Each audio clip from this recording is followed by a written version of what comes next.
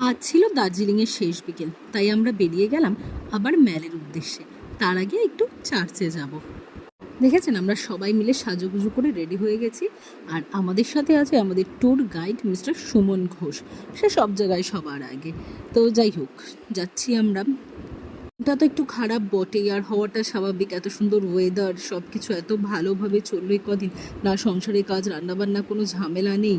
চলে যেতে হবে কালকেই। ওই যে দূরে চার্চ দেখা যাচ্ছিল, তো আমরা উপরে প্রায় গেটটা বন্ধই করে দিচ্ছিল, তো জোর করে আঙ্কেলকে একটু গেটটা খোলানো হলো। আর এই যে হলো দার্জিলিং চার্চ।